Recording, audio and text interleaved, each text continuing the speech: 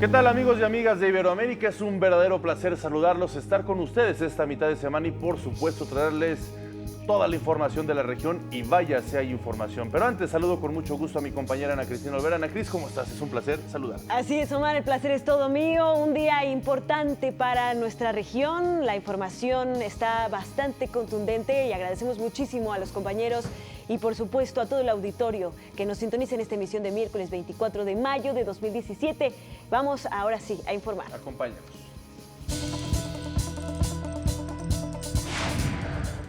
Lenín Moreno asume la presidencia de Ecuador.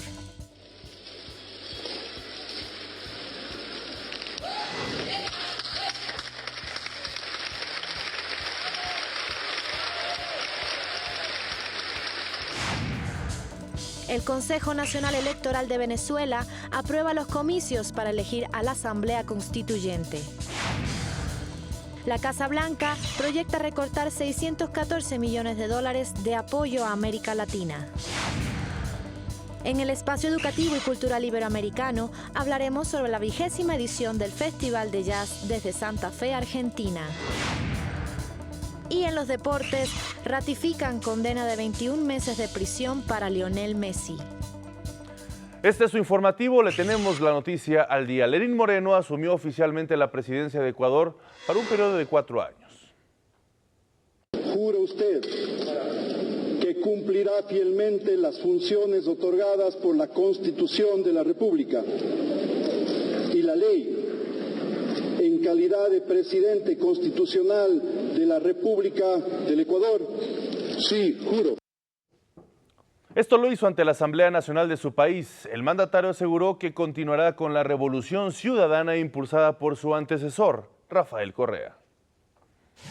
Hoy, cuando se une la herencia del pasado con el presente y el futuro que estamos construyendo desde hace 10 años, que deja al país con realidades y objetivos más claros. Este proceso tiene un pueblo entero y tiene un nombre: Revolución Ciudadana.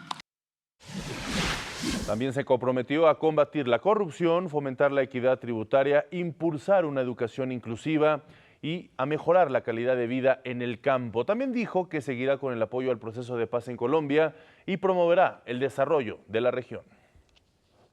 Vamos a robustecer la integración regional y apoyaremos las iniciativas y espacios que la potencien, especialmente la Comunidad Andina, la UNASUR y la CELAC. Aportaremos a la construcción de la paz y a la solución pacífica de los conflictos y controversias. Impulsaremos la cooperación sur-sur. Daremos respuestas a la crisis ambiental y al cambio climático. Informó que firmará una orden ejecutiva de austeridad en el gobierno fomentando la transparencia. No continuará con el programa Enlace Ciudadano, pero ya busca la forma de mantener al tanto a los ecuatorianos sobre el estado de su administración.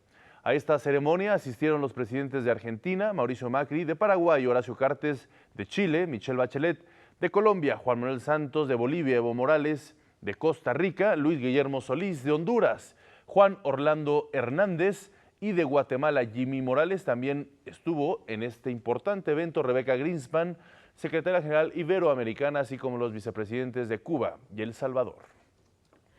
El nuevo presidente de Ecuador, Lenín Moreno, reveló los nombres también del gabinete que lo acompañará junto con el vicepresidente Jorge Glass.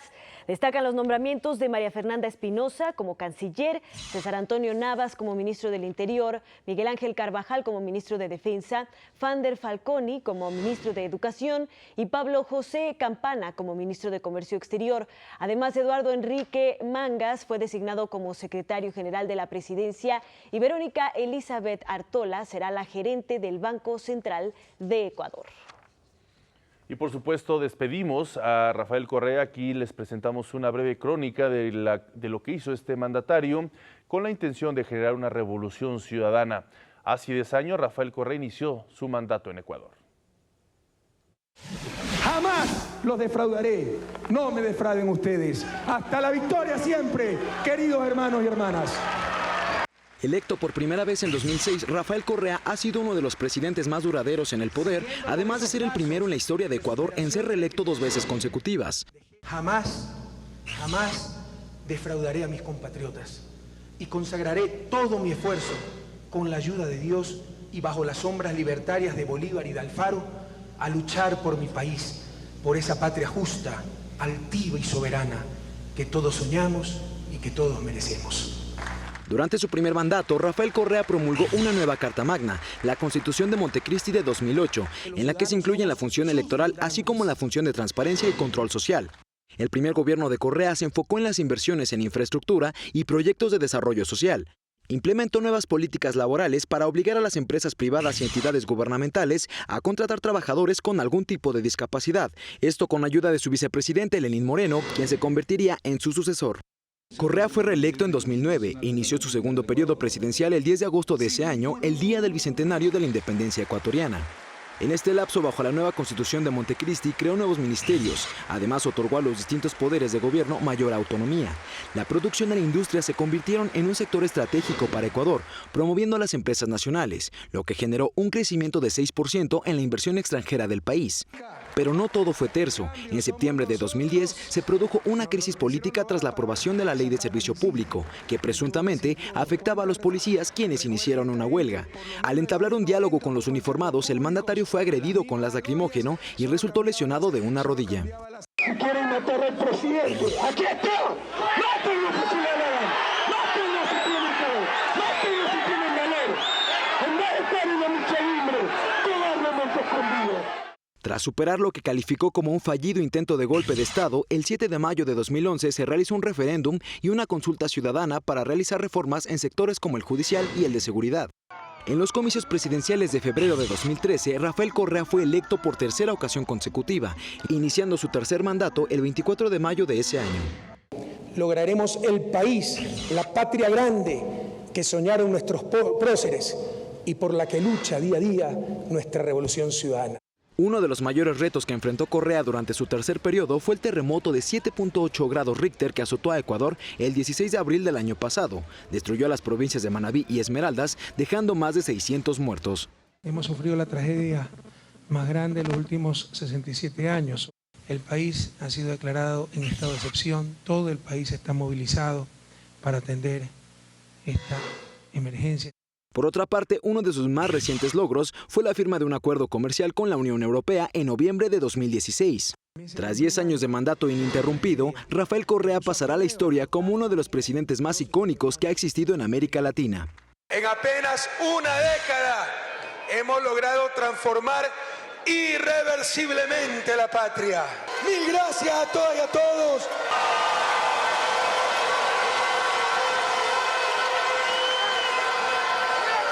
Y finalmente, compañeros, nunca lo olviden, hasta la victoria siempre. Para Iberoamérica al Día, Emanuel Morales. Y con los últimos detalles sobre este cambio de poderes nos enlazamos hasta Ecuador con Andrés Reliche. Él es jefe editorial de la agencia de noticias Andes, allá en ese país. Muy buenas tardes, Andrés. Muchísimas gracias por tomarnos esta llamada. Pues cuéntanos, ¿qué ha sucedido en las últimas horas tras esta toma de posesión de Lenín Moreno? Bueno, buenas tardes, colegas. Mucho gusto contactarme con ustedes. Un saludo a toda la audiencia. Lo que ha sucedido, ustedes han hecho ya una reseña bastante amplia de lo que ha sucedido, o sea, del liderazgo del presidente Rafael Correa, de lo que han sido las líneas de gobierno del presidente ahora Lenín Moreno, presidente en funciones. El presidente ha hecho énfasis en la lucha contra la corrupción, también volver su mirada al agro, reforzar el tema agrícola, la democracia participativa. También ha mencionado en su discurso de investidura la palabra diálogo, lo ha recalcado de manera bastante insistente. Ha dicho que va a hacer un gobierno diferente, que él es un líder, que a diferencia, bueno, no lo dijo explícitamente, pero marcó una diferencia con el liderazgo de Rafael Correa. Dijo que hay liderazgos que no necesariamente tienen que estar en la vanguardia, sino también puede estar en la retaguardia. Esbozando un poco lo que va a ser su estilo de gobierno, un poco más, con un liderazgo menos marcado, menos fuerte que el presidente Rafael Correa, que lo ha desarrollado en estos 10 años y 129 días que ha estado al frente del gobierno. Un detalle que quisiera contarles como noticia es que el presidente Rafael Correa abandonó la sede de la Asamblea Nacional, nada más una vez que asumió el presidente ahora Lenín Moreno, y tuvo un quebranto en su salud y en este momento está hospitalizado, pero también para tranquilidad de la audiencia debo contarles que no es nada de gravedad, es un tema de una gripe, parece mal curada. Está en un hospital público en este momento todavía, y según lo que las fuentes a las que hemos tenido acceso, no va a ser necesario que se quede internado en el hospital. Claro, pues pronta recuperación sin duda. Andrés, es un placer saludarte. ¿Cómo se configura la nueva relación con el liderazgo de Lenín Moreno respecto a Iberoamérica? ¿Cómo se delinean este tipo de estrategias y acercamientos a los países de la región? El presidente Moreno ha dicho que va a fortalecer la inserción estratégica de Ecuador en el mundo y va a robustecer la integración regional. De lo que ha dicho también, no necesariamente en el discurso, sino que va a tener un acercamiento con Estados Unidos. Es nuestro segundo o nuestro principal socio comercial después de la Unión Europea, o el principal destino de las exportaciones de Ecuador, y va a tener otro tipo de reacción que habían estado un poco afectadas por ciertos aspectos que habían sucedido en el gobierno del presidente Correa, del ahora expresidente Rafael Correa. Hubo un par de incidentes cuando se declaró persona no grata a una embajadora, y también cuando el presidente Rafael Correa dio por terminado el convenio para el uso de una base de Estados Unidos en el puerto de Manta. Entonces, el presidente Moreno ha dicho que va a fortalecer y refrescar la intervención estratégica de Ecuador en el mundo y como una potencia turística y cultural. También que va a tratar de abrir más aspectos de relación comercial, en este sentido tratar de suscribir más tratados de comerciales o tratados como para el desarrollo, como le menciona el gobierno, que va a aportar a la construcción de la paz y a la solución pacífica de los conflictos y controversias. Un poco las líneas de la política exterior del presidente Lenín Moreno. Perfecto. Muy bien, Andrés Reliche, pues te agradecemos mucho este enlace para Iberoamérica al Día. Seguiremos pues muy de cerca de ustedes para informarnos de pues cómo va avanzando en sus primeros días ahora ya la presidencia de Lenín Moreno. Un fuerte abrazo hasta Ecuador. Un abrazo para todos, saludos. Hasta luego y nos vemos pronto. Vámonos a otro país. Nos vamos hasta Brasil, donde Renan Calheiros, líder en el Senado del Partido del Movimiento Democrático, al que pertenece también el presidente Michel Temer, dijo que el mandatario debe facilitar una salida a la crisis generada por las acusaciones de corrupción en su contra. Eu tenho absoluta convicção que o presidente da República compreenderá o seu papel e ajudará na construção de uma saída. Así se manifiestan las instituciones del Estado. Mientras tanto, en las calles continúan las protestas para exigir la salida del mandatario, así como la realización de elecciones anticipadas. Mientras que cerca de 70.000 trabajadores se manifiestan en Brasilia para mostrar su rechazo a la reforma del sistema laboral y de pensiones impulsadas por el presidente Temer. Otra de las zonas con mayor relevancia informativa en los últimos días es, por supuesto, Venezuela, donde el Consejo Nacional Electoral aprobó ya la realización de los comicios para elegir a la Asamblea Constituyente, que fue convocada por el presidente Nicolás Maduro. Además, anunció la realización de elecciones regionales. Trabajaremos en una propuesta de cronograma que culmine en una elección para la Asamblea Nacional Constituyente a finales del mes de julio. Hemos decidido convocar las elecciones regionales para gobernadores, gobernadoras y a los consejos legislativos regionales para el 10 de diciembre de 2017. El presidente Maduro reiteró que la Asamblea Constituyente busca devolver la paz al país luego de ya 7 semanas de protestas en las que han muerto por lo menos 55 personas. Yo les entrego un arma para la paz, la Asamblea Nacional Constituyente, gran instrumento, el arma de paz constitucional. Paz, constituyente y paz, constituyente y soberanía, constituyente y poder popular. En contraste, el Parlamento, que es liderado por la oposición, pidió un referendo para que la población decida si quiere o no cambiar la Constitución y, por lo tanto, la Asamblea Constituyente. Vámonos hasta el Vaticano, y es que allá el Papa Francisco se reunió con el presidente de Estados Unidos, Donald Trump. En un encuentro privado abordaron temas como la promoción de la paz, el diálogo interreligioso y la situación en Medio Oriente. Posteriormente, intercambiaron regalo, como es el protocolo y la tradición. Trump entregó al Papa una caja con las primeras ediciones de libros del líder estadounidense por los derechos civiles Martin Luther King. El sumo pontífice, por su parte, le obsequió la escultura de un olivo, símbolo de paz, así como una copia de su encíclica de 2015 sobre la necesidad de proteger el medio ambiente.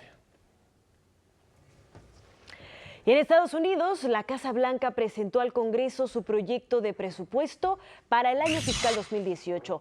Este supone un recorte de $614 millones para ayudar a Latinoamérica. De ser aprobado, los más afectados serían Ecuador, Cuba y Venezuela, quienes se quedarían sin fondos. Le siguen México y Centroamérica con un recorte promedio de 45% respecto a lo recibido en 2016. Colombia, Perú, Chile y Brasil también sufrirán descuentos significativos. El proyecto presentado por Trump incluye $1.600 millones para la construcción del famoso muro en la frontera con México. De acuerdo con la Organización Internacional del Trabajo, América Latina y el Caribe tiene un liderazgo en el progreso hacia la igualdad de género en el ámbito empresarial. Cada vez, asegura, son más las mujeres mejor preparadas de manera profesional. De hecho, en la región son más las jóvenes tituladas de educación superior que los hombres, además de que ocupan cargos profesionales de gestión media y alta, acorde con sus estudios de habilidades. La OIT detalla que los papeles tradicionales de género en la sociedad y las mayores responsabilidades familiares siguen siendo los principales obstáculos para el liderazgo femenino. Y Tedros Adhanom fue elegido como el nuevo director general de la Organización Mundial de la Salud, en sustitución de la china Margaret Chan, quien ocupó el cargo desde 2006. El exministro de Sanidad de Etiopía se convirtió en el primer africano en dirigir este organismo. Este miércoles en Cancún, México, se inaugura la Plataforma Global para la Reducción de Riesgos de Desastres. Iberoamérica al Día tuvo en exclusiva la oportunidad de entrevistar a Robert Glazer, el representante especial del secretario de las Naciones Unidas para la Reducción de Riesgos de Desastre. Habló sobre la importancia de este encuentro para la región. Virtually every hazard that is imaginable is somewhere in Latin America. So I think, first of all, as a region, it's a region that lives and breathes hazards, natural and human-caused hazards. Secondly, I think it's a region that has a huge amount of expertise, technical expertise, in the science and technology community, at the community level. You know, in Mexico, we just had Hurricane Patricia, and the government evacuated 1 million people were evacuated. Just the logistical challenge and the social challenge of achieving that is really remarkable. So there's an awful lot that can be shared, from evacuation, early warning, earthquake early warning systems, which Mexico has also pioneered. And many countries in Latin America have similar technologies and expertise that I think they're keen to share with the rest of the world and to learn from each other. Y precisamente para compartirnos todos los detalles sobre este foro, la inauguración, nos enlazamos hasta Cancún, México, con nuestro compañero Gustavo Castillo. Gustavo, muy buenas tardes. Cuéntanos cómo se ha dado este día en la inauguración de la Plataforma Global. ¿Cuáles de los líderes de la región están ya presentes y cuáles han sido, pues, los puntos que tú destacarías? ¿Cómo estás, Ana Cristina, Omar, amigos de Iberoamérica al Día? Muy buenas tardes. Fíjate que por primera vez la Plataforma Global para la Reducción del Riesgo de Desastres 2017 se celebra fuera de Ginebra, Suiza. Y esta quinta sesión se realiza en Cancún, Quintana Roo, en el sureste mexicano. El tema de este año es resiliencia, infraestructura crítica y vivienda. Por espacio de 2 días, Ana Cristina, representantes de 190 países compartirán experiencias con el mundo sobre las acciones implementadas para proteger a la población ante desastres naturales. Aquí sobresale la presencia de la Federación Internacional de Sociedades de la Cruz Roja y Media Luna Roja. En unos minutos más, el presidente de México, Enrique Peña Nieto, habrá de inaugurar esta plataforma global, que es un foro mundial que tiene 3 objetivos. Uno es reducir la mortalidad, el número de personas afectadas y las pérdidas económicas, incrementar el número de países con estrategias para la gestión del riesgo de desastres y acceso a sistemas de alerta temprana, y mejorar la cooperación internacional mediante una mayor conciencia de la reducción del riesgo de desastres y compartir buenas prácticas. En estos momentos, el presidente pues está dando la bienvenida a los diferentes líderes del mundo que van a participar por 2 días en este foro, Ana Cris. Así es, Gustavo Castillo, pues interesante este tipo de eventos. Platícanos cuánto va a durar, cuáles las actividades que vamos a poder seguir. Incluso hay abiertas varias páginas en internet para poderle dar seguimiento en vivo. Fíjate que va a durar 2 días, Omar, y bueno, en este foro te comento que se tienen muchas expectativas. Se espera que se lance un mecanismo global de rendición de cuentas para medir la pérdida de vidas humanas, daños económicos y de infraestructura. Y otro muy importante, Omar, además, que se diseñen acciones para que los sistemas de alerta temprana estén disponibles para los países pobres y en desarrollo, muchos de ellos, como tú bien sabes, de la región iberoamericana, claro, y que sufren, desgraciadamente, junto con otros países del mundo, el 90% de las pérdidas por desastres naturales. Cabe recordar que esta plataforma, Omar, nació luego del tsunami, tú recordarás, en Indonesia, que mató a 230,000 personas. Así es que por la noche también el primer mandatario, encabezará una cena con líderes de las naciones visitantes, entre ellas Amina Mohamed, vicesecretaria general de las Naciones Unidas, y también está Robert Glazer, el representante especial del secretario general de las Naciones Unidas, precisamente para este asunto de la reducción del riesgo de desastres en el mundo. Omar, este es el reporte. Muchas gracias, Gustavo. Pues estaremos muy pendientes de los resultados de esta plataforma global que, como bien mencionas, pues es uno de los eventos más importantes. De hecho, es el evento más importante en cuanto a reuniones internacionales globales que la ONU tiene este año 2017. Así que seguramente que las resoluciones serán de gran relevancia para generar políticas públicas, sobre todo en la región, para prevenir los riesgos de desastres naturales. Muchas gracias y un saludo hasta Cancún, Quintana Roo. Buenas tardes, seguimos pendientes. Y vamos a otros temas. En Montevideo, Uruguay, arrancó la 6ª reunión del Consejo Intergubernamental Ibercultura Viva, programa de la Secretaría General Iberoamericana que busca el fomento de la política cultural de base comunitaria. Ahí, representantes de los países miembros realizarán la evaluación de los 3 años de dicho programa y planificarán la estrategia para el próximo periodo. Asimismo, se realizarán mesas de trabajo sobre participación social, formación y legislación, temas fundamentales en la agenda cultural comunitaria. Ya está lista Laura García Andía con la colaboración de la Asociación de las Televisiones Educativas y Culturales Iberoamericanas, ATEI.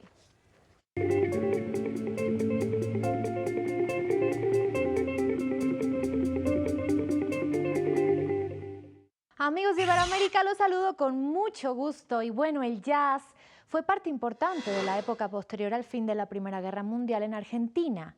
Antes, por supuesto, de ser un género totalmente condenado, el jazz consolidó su posición de arte vanguardista. En los años 20 fue menos exclusivo que otros fenómenos artísticos, pero el jazz tuvo, sobre todo en Buenos Aires, un recibimiento con gran entusiasmo popular. Este festival, conformado por músicos, la organización de festivales conformado por músicos de acá de Santa Fe, lo que tiene en un principio por motivo es difundir y promover la cultura de esta música. No es un evento menor, digamos, son los 20 años del Festival de Jazz y gracias a eso se pudo hacer de este festival un festival internacional. Estas clínicas son gratuitas para alumnos de la Escuela de Música, del CREI, del proyecto SOS, del Instituto Superior de Música. Para acotar, este festival ha sido auspiciado y es promovido también por el Gobierno de la provincia, el Ministerio de Innovación y Cultura, la UNL en conjunto y el Sanatorio Santa Fe, que hizo un gran aporte a la cultura en esta edición del festival. Se concretó hace poco, digamos, de que a través del ITU se va a llevar a cabo varios conciertos, se van a transmitir en vivo. Eso va a estar espectacular también.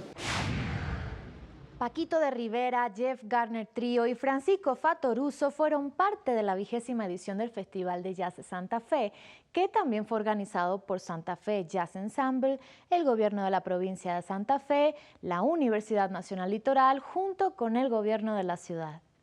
Muchas gracias a la Universidad Nacional Litoral de Argentina.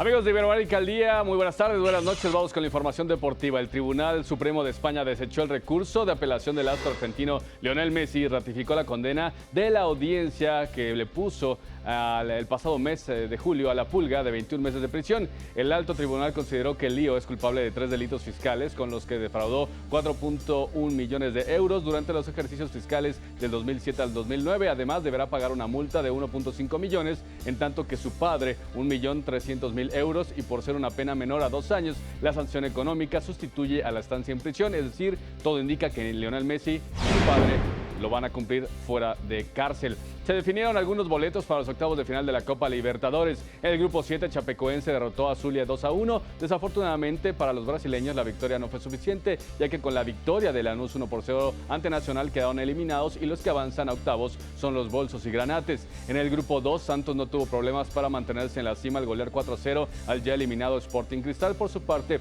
Independiente de Santa Fe y de Strongest empataron a 1. Desafortunadamente un autogol de Javier López le dio el empate al conjunto boliviano, que aseguró el boleto a la siguiente instancia y eliminó a los colombianos, que jugarán la Sudamericana. Hoy, 21:45 horas, Palmeiras contra Atlético Tucumán, y en otro partido tendremos el Peñarol en contra de Wilstermann, también 21:45 horas.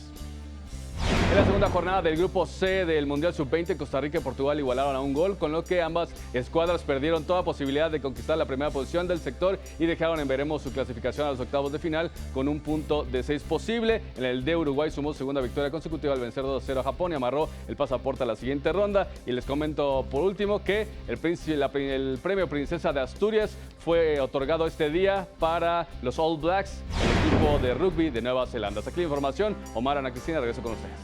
Muchísimas gracias, Jorge, un placer. Se nos terminó el tiempo, gracias por acompañarnos, pero antes de poner punto final, Ana Cris, ¿con qué los dejamos? Nos despedimos con música cubana, un poco de jazz. Nos vemos mañana.